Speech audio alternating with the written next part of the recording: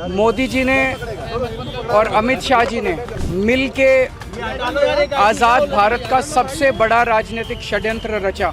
आम आदमी पार्टी को ख़त्म करने के लिए आम आदमी पार्टी के सबसे बड़े 5 नेताओं को जेल में डाल दिया गया। मैंने केवल अपनी ज़िंदगी में ईमानदारी कमाई है। इन्होंने झूठा केस लगाया और आज ये साबित हो गया। कोर्ट ने कहा है कि केजरीवाल कट्टर ईमानदार है, मनीष सिसोदिया कट्टर ईमानदार है, आम आदमी पार्टी कट्टर ईमानदार है। क्या 4 साल पहले शुरू हुई इस कहानी का आज पटाक्षेप हो गया है? लेकिन क्या सचमुच पटाक्षेप हुआ है या असली कहानी अभी बाकी है? सबसे बड़ा सवाल यही है कि क्या सीबीआई द्वारा लगाया गया शराब घोटाले का केस गलत था, फर्जी था?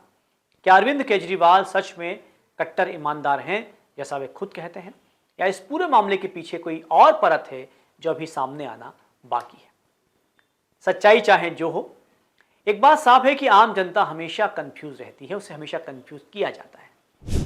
आइए समझते हैं कि इसकी शुरुआत कैसे हुई। जब आम आदमी पार्टी ईमानदारी के संकल्प के साथ जनता के बीच में आई, जनता ने भरोसा किया और सरकार बनाई, फिर अचानक सीबीआई ने शराब नीति में कथित गड़बड़ी और पैसों की मांग के आरोप लगाते हुए केस दर्ज कर लिया। तत्कालीन मुख्यमंत्री अरविंद केजरीवाल, डिप्टी सीएम मनीष सिसोदिया सहित कई अन्य नेताओं को जेल भेज दिया गया। देश भर में यह मामला राजनीतिक भूचाल बनकर सामने आया। लेकिन अब अंततः हुआ क्या? अब अदालत ने लगभग 600 पन्नों के आदेश में कहा है कि इतने पर्याप्त सबूत और बयान ही नहीं है कि मुकदमा चलाया जा सके। सभी आरोपियों को बरी कर दिया गया है। जेल से बाहर आते ही केजरीवाल का बयान आता है। वे कहते हैं कि मैं कट्टर ईमानदार हूं, मेरे सभी साथी कट्टर ईमानदार हैं, आम आदमी पार्टी भी कट्टर ईमानदार है। ईडी, सीबीआई और अन्य संस्थाओं के माध्यम से हमारे खिलाफ साजिश रची गई। उन्होंने सीधे तौर पर आरोप लगाया कि षड्यंत्र नरेंद्र मोदी और अमित शाह ने रचा था। चलिए अब देखते हैं कि सीबीआई क्या कह रही है। फैसले के तुरंत बाद सीबीआई ने कहा कि जांच में कई महत्वपूर्ण पहलुओं को नजरअंदाज किया गया है। एजेंसी ने यह भी कहा कि हम इस फैसले के खिलाफ दिल्ली हाई कोर्ट में अपील करेंगे।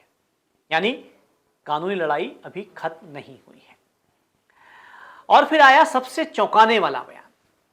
कांग्रेस के वरिष्ठ नेता मनीष दीक्षित ने दावा किया कि उन्हें गोवा, दिल्ली और मुंबई से खबरें मिल रही हैं कि भाजपा और केजरीवाल के बीच कोई समझौता हो गया है।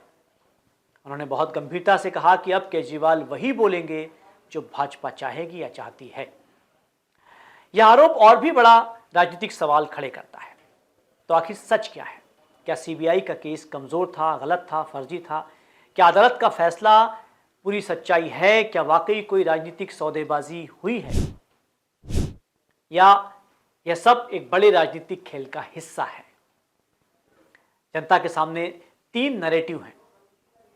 पहला एक जो केजरीवाल कहते हैं कि हम पर साजिश हुई है। दूसरा जो सीबीआई कहती है कि जांच अधूरी है, अदालत ने नजरअंदाज किया है। और फिर कांग्रेस का ये कहना है कि अंदर खाने में समझौता हुआ है। इन्हीं तीनों के बीच आखिर सच क्या है? राजनीति में अक्सर सच और झूठ के बीच एक तीसरी परत भी होती है, और वह होती है रणनीति। और जनता है कि हर बार भावनाओं, आरोपों और प्रत्यारोप के बीच उलझ कर रह जाती है, और इस बार भी यही हुआ है।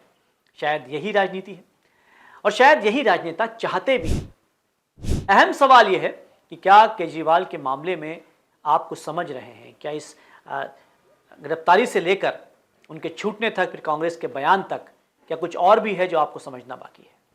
नमस्कार।